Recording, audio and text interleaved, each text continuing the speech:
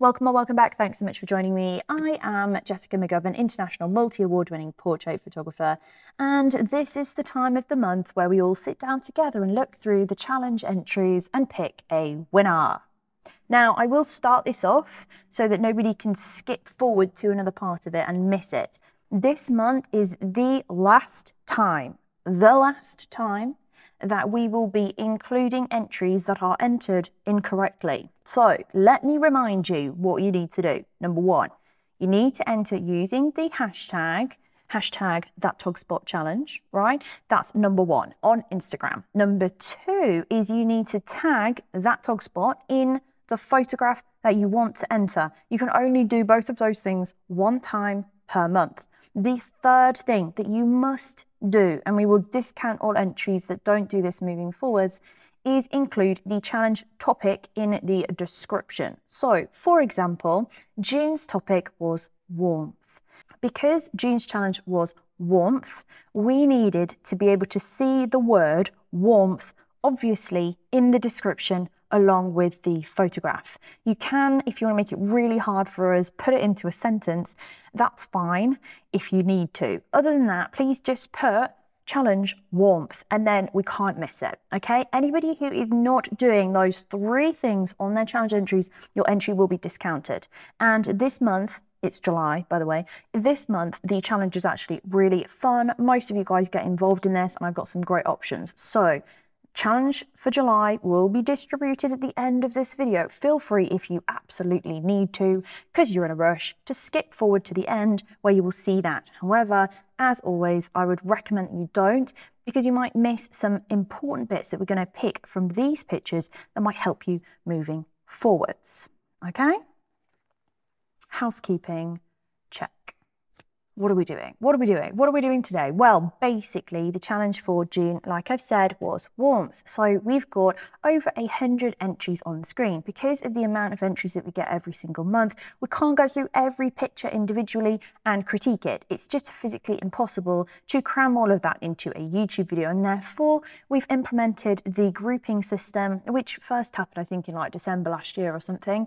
That seems to work really well and you guys kind of like it, because even if you don't get a mention, you kind of know the topic that you need to work on and so on and so forth. So we're going to use the grouping method today.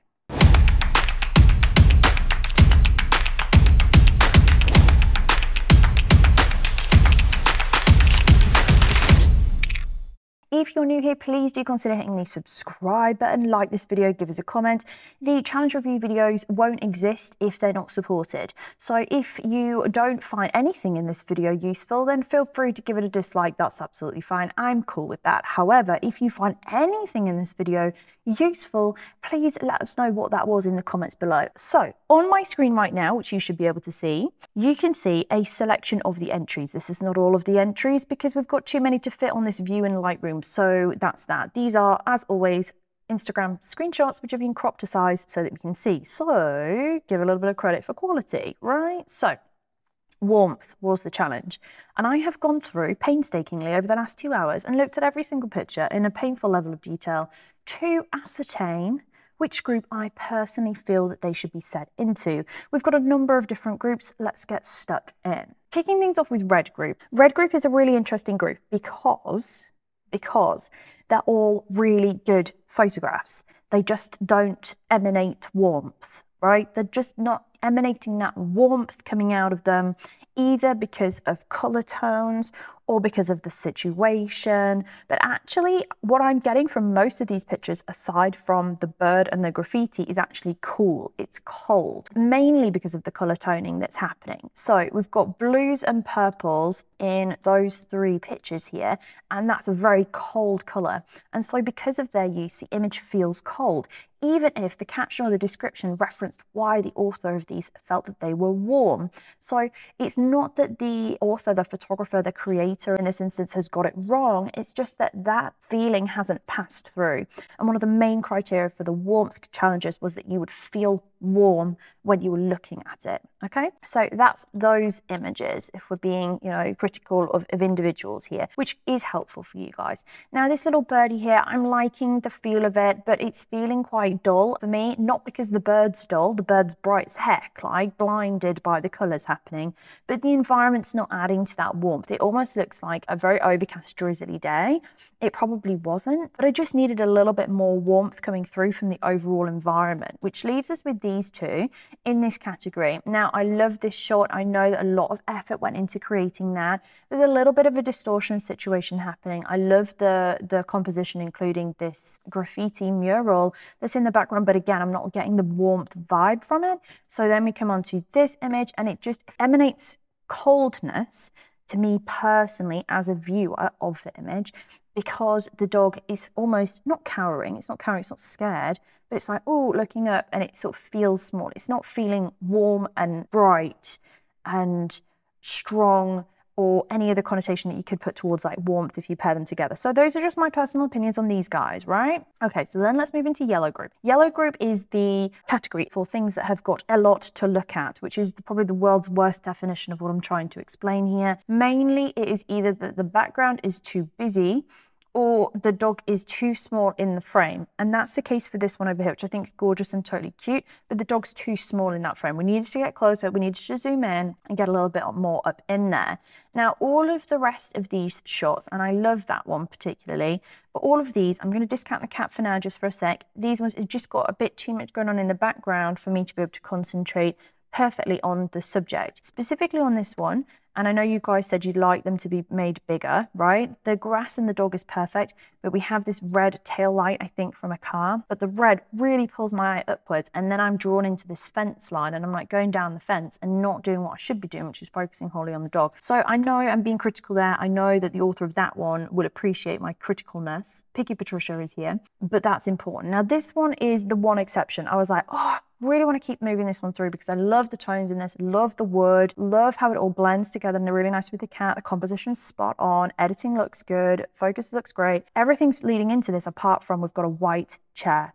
White anywhere in the image is always going to grab the viewer's eye, always, always, always. And so I'm fighting to look at the eye and I'm going bang down to the chair, bang down to the chair. And that for me is too much to ignore. Okay, I'm going to leave green group for now and I'm going to whiz straight into blue group because blue group contains a large volume of images, and all of these, guys, you tried so freaking hard, but I'm going to run through these as quickly as possible with as many as possible to be able to hopefully explain. If you're in blue group in this, it's either because of the angle of shot that it was taken, the pose of the subject, or the crop of the image, right? So these are three things that will kind of coincide into that. There's a couple specifically, let me go ahead and try and grab these, this one and this one, where the subject is looking super, but the crop's too wide. This one we could have done with coming in really nice and tight. What is this adding to the image? If it doesn't add from it, get rid, right? If it's not adding to the story, remove. Remove it, remove it, remove it. This one, I love all of the vibes in this. It's very well controlled, extremely well shot. It just needed to be working with the composition of the subject. The subject is looking obviously to the right-hand side, and therefore the empty space needed to go to the right. Now, if that image was cropped like that, then you see the difference. Hopefully you can see the difference in that.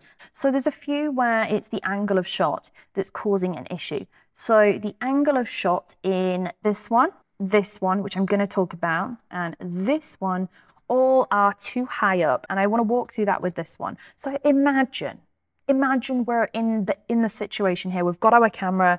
The adorable little child is having its Winnie the Pooh tea party picnic in the woodland location, right? You've got quite a good gap coming up behind, right? So there's a tree here and there's a little tree here, but you've got a gap in this area.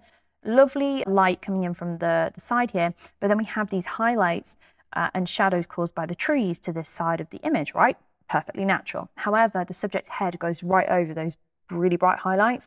And what we needed to do in this image is minimize the midground, which I will talk about, and I'm going to be releasing an online course so that everybody can get involved in this. It won't be expensive. It will massively, massively improve photographs, right? Hugely. So in this instance, we have those highlights kind of coming behind the subject's, well, kind of in front of the subject's head, I guess, if we're looking at the point of view. This image would have been 100 times better, way more impactful if the photographer had have got much lower down to the ground, so that they're in the child's tea party that they're having with Winnie the Pooh.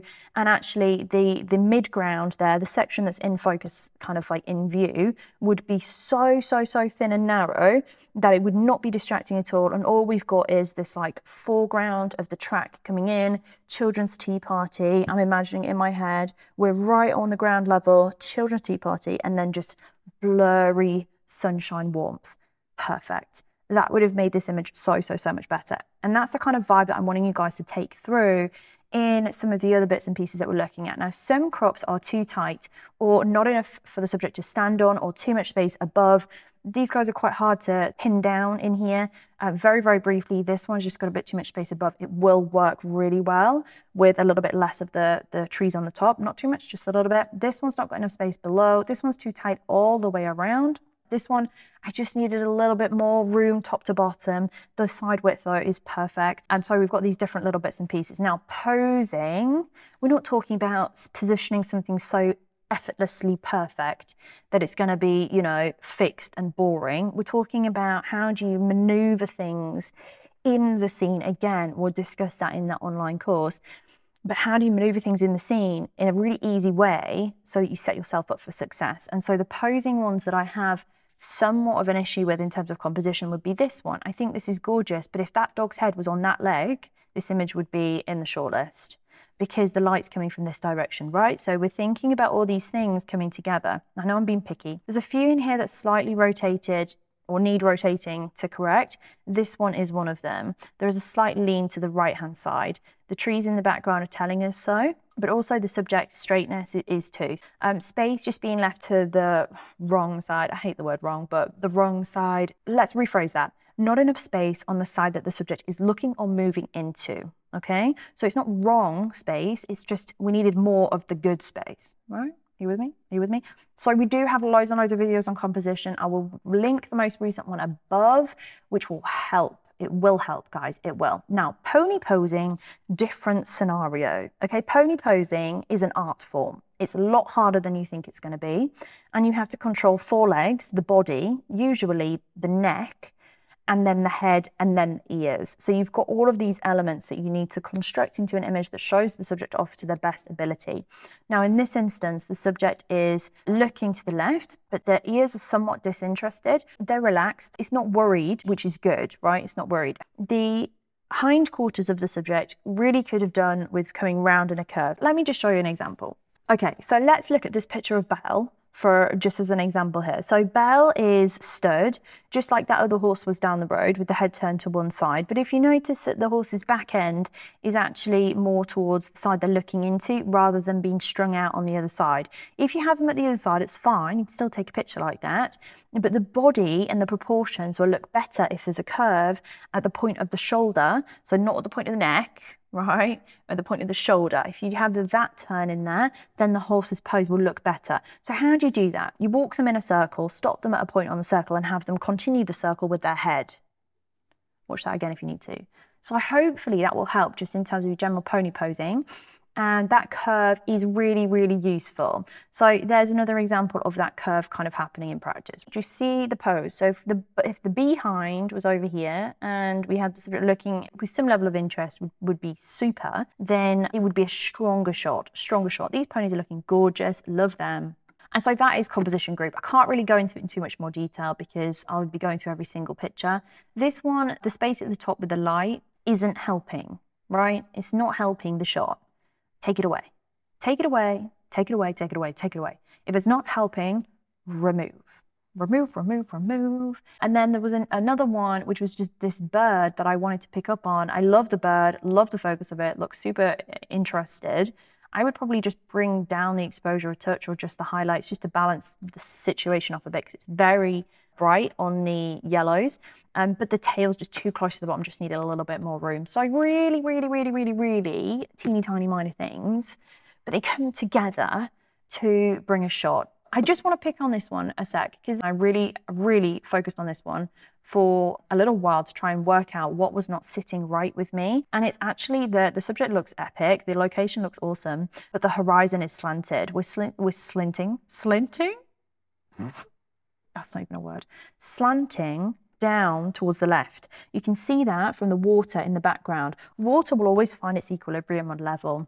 So if we're looking towards the center of an image, especially if it's wide angle, you'll be able to see what the level is. And so actually that would be more correct. Do you see the difference there between that one and that one in terms of the water in the background and how everything's looking nice and straight? So that was that one. Okay, so a little bit tight, a little bit, you know, iffy potentially on different sections. Really great shots, love them. Just needed either a different angle of view or a slight change in the posing, or a little bit more space or less space depending on the situation. So that is composition group. God, I love composition. So then we come into the green group. Green group is editing group. Now, the vast majority of the images in this group are in green group because of a color balance situation.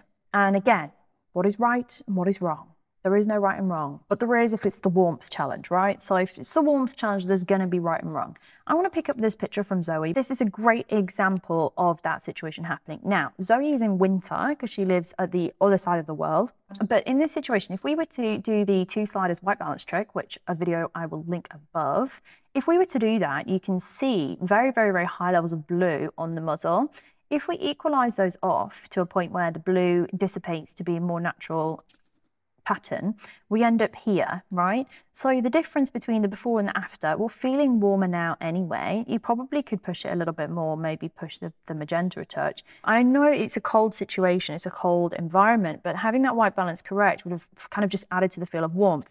I get that Zoe might have been trying to do a creative take because it's cold there, and therefore if it's cold and she's dressed warm, then it kind of will bring it together. But for me, the white balance was just a little bit too far out. So this one is another one that I want to pick up on. This picture is lovely, absolutely lovely. However, aside from the fact that the hair's a bit hot, a little bit too bright, aside from that fact, the side of the horse that's this way is very neutral in white balance, it's neutral. But the side that's in the shade is got blue running through it. So do you see the blue running through this side of the face? We have this blue tone coming through.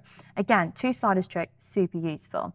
If we balance to the cooler side, the shade side, right? If we balance towards that side and correct the white balance for that side, the image itself will bathe the warm side in warmth, and therefore the image looks warmer, right? And then you're utilizing your golden hour situation correctly because you want the goldenness from the golden hour. Are you with me? A couple of these just needed a little bit more lightening, brightening. For example, this one down here, this one just needed that shadow lift.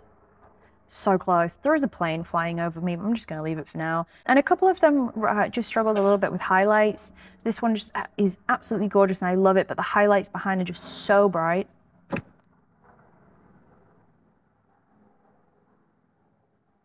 It is not my day.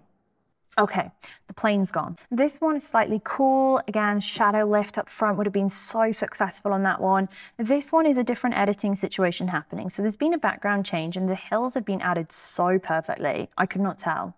But what I could tell is the sky. The sky is extremely sharp, whereas the hills are very blurry. The sky needed to be as blurry as the hills, right? So if you're superimposing stuff, make sure you're matching the focal planes that are working their way back. This one is slightly green. It needed a little bit more magenta running through it. Some of them just needed a little bit more contrast, a little bit more grit, a little bit more oomph. And this one particularly just needed to be much brighter, lighter, a little bit more lift in it. It's a little bit too dark. This one is a different situation. This one, I feel like the dog's jumping at something, but there's nothing there. It needed context. I'm going to go through this one because this is so important. Number 1, wedding photographs, kissing. It's fine to capture the kiss. But if you're going to enter something from a couple section thing into like an awards or a qualification, general rule of thumb is get the moment before they kiss, not as they kiss. Just the inkling that there's going to be a kiss is more powerful than the kiss itself, right? Important point. This one, the highlights are just way too bright. Some of them are so close to being blown out. I think maybe they were in the original, especially his collar. But yeah, just a little bit on the highlights on that one. And then this one is a different situation. The focus is not where the attention is, right? The focus is in a different place.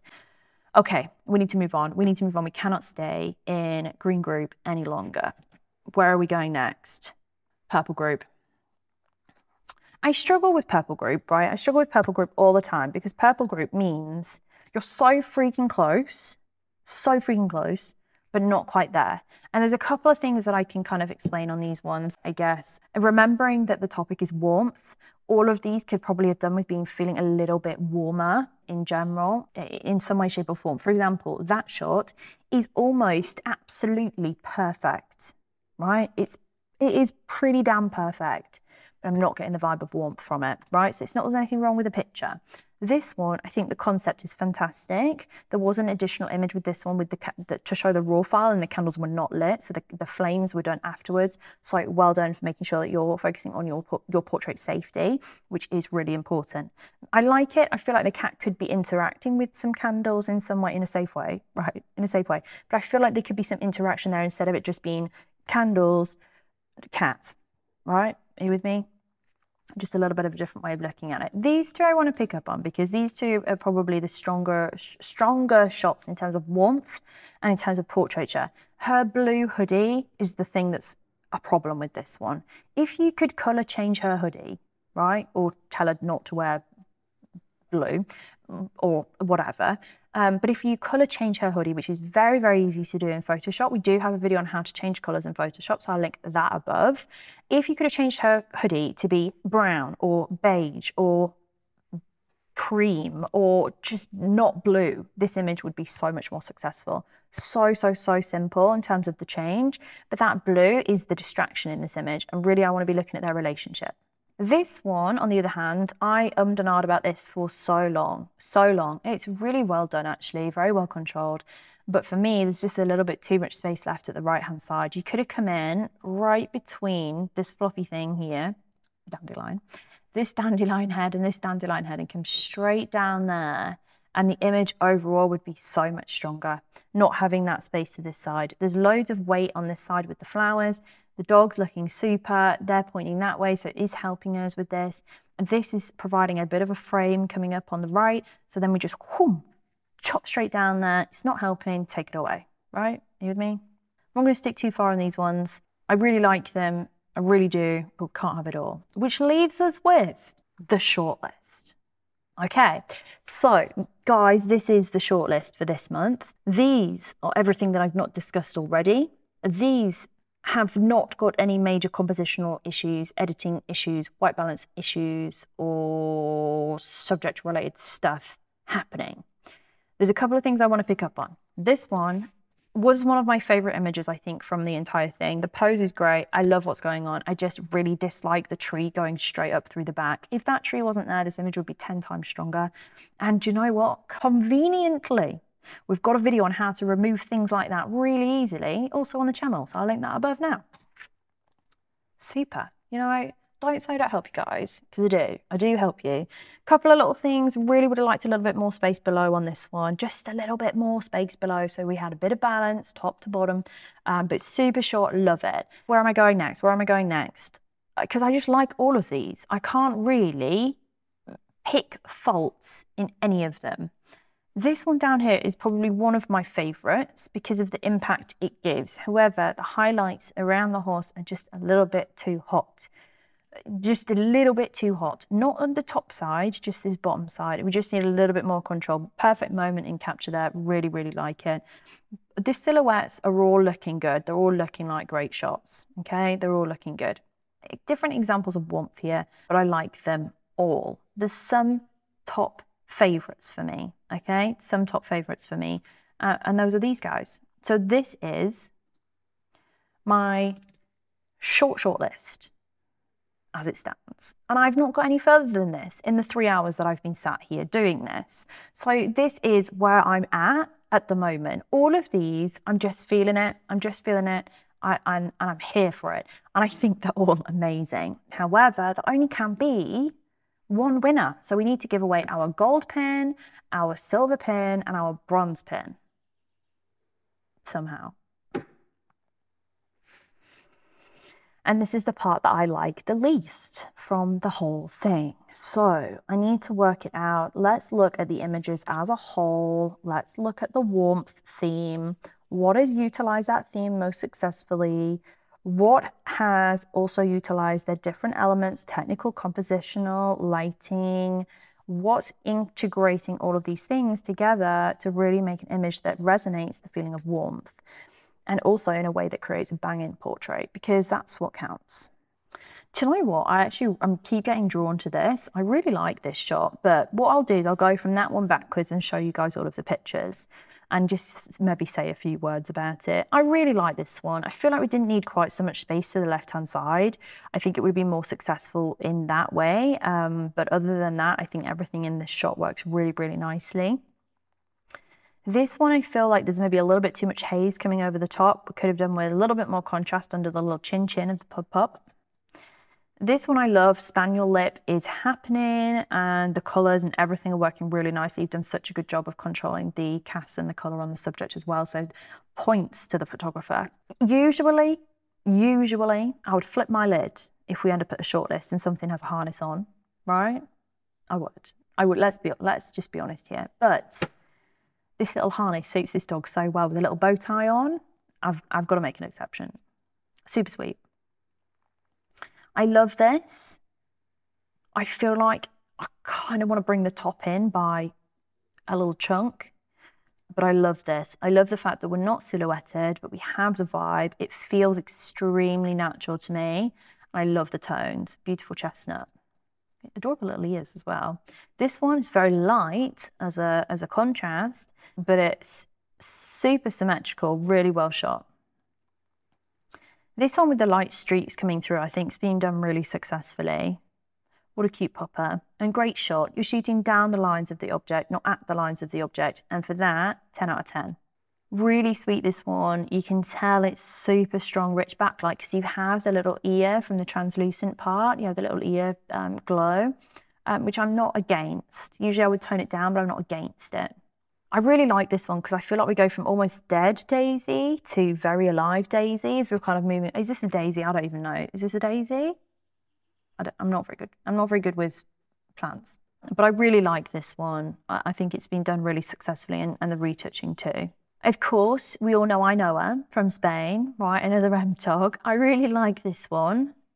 Obviously, it's giving me a bit of Lost Souls vibes. But I feel like I'm wanting more from the background than grey for warmth. Piggy Patricia. This one I really like. I just wish that stump was not in the stump. I don't know what it's called, like a branch, stick, stem, the branchy bit, the bit here wasn't there. That would just icing on the top of the cake, cherry on the top for me in that one. This is super cute. I love this. It's really, really well constructed image, to be honest. Her skin's looking freaking flawless. I'd like a little bit less light on the bridge of the nose, but let's discount that. The fact that you have the colour from her lips running through the blanket is perfect. And you also have the dog's colour running through the blanket too, in terms of the blacks and the hair. So it all comes together, knits really nicely in. And we end up with this gorgeous little portrait. And I think that's super. This one I love. She's feeling a little bit awkward to me. The pony, 10 out of 10. 10 out of 10 on the pony. The whole location is gorgeous. I'm here for it. I'm here for every piece of it. I just wish she kind of relaxed that front shoulder a little bit and potentially just drew that arm back and down so she's not kind of guarding herself quite so much with the arm to her right arm. But other than that, I think this is sweet. If she was sort of like just kind of eyes closed, almost inhaling the mane, this image would be so dreamy, so dreamy. But as it stands, I do really like this shot. Right, so that is our short list, and now we need to pick a winner, and that is just not easy. And this is the point where everybody disagrees with me. So please, if you can, pick your own winner. So you need to give a gold pin, a silver pin, and a bronze pin. You've got top row left to right, middle row left to right, and bottom row left to right. Who are you giving your pins to? Let me know in the comments. But I need to pick my own ones, which is going to be really tricky. Really, really, really tough. I'm going to have to whittle these down a little bit more based on what I've just said. Do you know what? Do you know what? I'm just going to go for it, and I don't really mind. I don't really mind what anyone else says because I need to just deal with the fact that everybody has different opinions and it's okay. It's okay. So what are we going to do? We're going to go with the the oh, I'm drawn to different ones for very different reasons. This is so piercing. I love the transformation in this one. This one just bath of warmth. This one I think super sweet. I can see remnants of rain on the floor though, so I don't know if it's just warm because of the colors. This one, the rays are really nice, but there's maybe a little bit too much of a lift in the shadows in places. This one just tiny little snip off the top, a little tiny bit more below would have been more successful for me, but at the same time, the crop and the composition of this perfectly explain the warmth and the light in the scene, so it's not wrong, and I like it. This one, I feel like it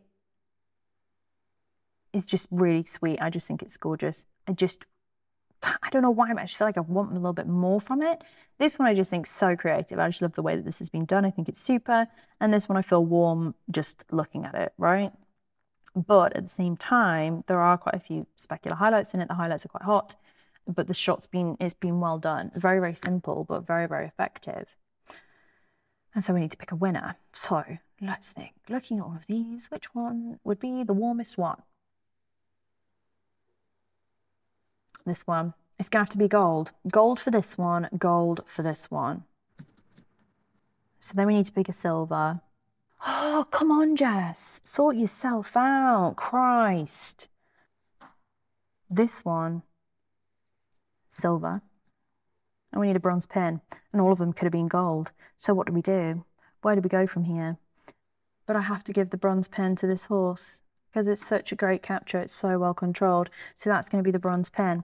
And that's that, guys. That was brutal. That was actually really painful for me, interestingly. Probably the weirdest thing anyone's ever said.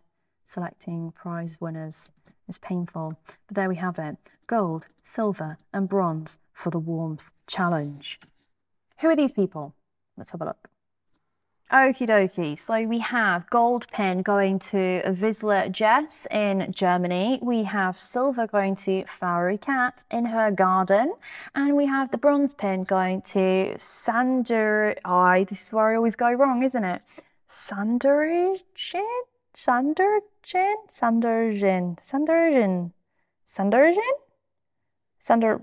de Bruin? Okay, I give up. This person with the beautiful horse over on the right in Amello. I feel like I know where Amello is, but I'm not even going to try. Sweden? Switzerland. I tried and I failed. Sorry about that.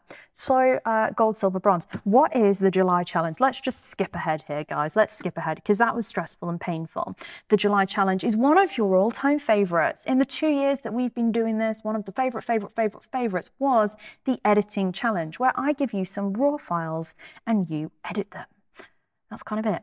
So you pick one picture of the 3 that I've collated as options for you. They're all the same subject, different levels of difficulty, but those are your pictures. These are raw files, unedited. I have edited them. I've shown them to the client. We have had a sale from them since, and we're going to use them in this challenge because I know that she would really, really, really love to see all these pictures redone again and spread all over social media. Now, very important part, don't steal my pictures, guys. These are my pictures. I still own the copyright from them, okay? You cannot enter these into any award apart from the challenge. You can post them on your social media, but you must make it very, very clear that I took the photo, okay? Really, really important there. I took the photo. Me, that tog spot, or Jess, if you want to just be literally, whatever the heck. You need to make it clear that you didn't take the photo, okay? You're just editing the photo because you're an amazing person. You want to take part in the challenge, and that's cool. So I'm going to put all of these into a folder and then link to the folder. You can download the files. You can pick which one you want to do. You can edit them all if you want, but you can only enter one, right? You can only enter one. You can go in any direction you want to with this. However, they will be judged on the normal principles of print compy type stuff. So highlight control, shadow control, making sure the color's correct, making sure that the image was nice, you know, working together, distraction removals, always a win, okay? Hint, hint. Hinty hint, distraction removals. I've linked to some really good videos, which hopefully will help to take these a little bit further. So I've linked to them already all the way throughout this, but I will link them down below too. You can go ahead and edit them in any style you want to. You can keep it supernatural, you can go to town. I don't care, as long as the retouching is very good, clean, and helps to support the subject rather than detract from the subject, okay? This dog is called Arthur, if you want to know his name, but I also call him Dobby the Elf because I think he looks a bit like Dobby the Elf.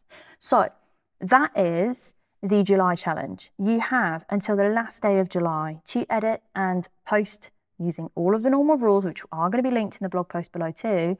You've got until the end of July to do this, okay? And then I want to see one picture entered. And then we'll go back and we'll look at who did the best edit based on all of the stuff I've already talked about and about 2 years worth of monthly challenge reviews.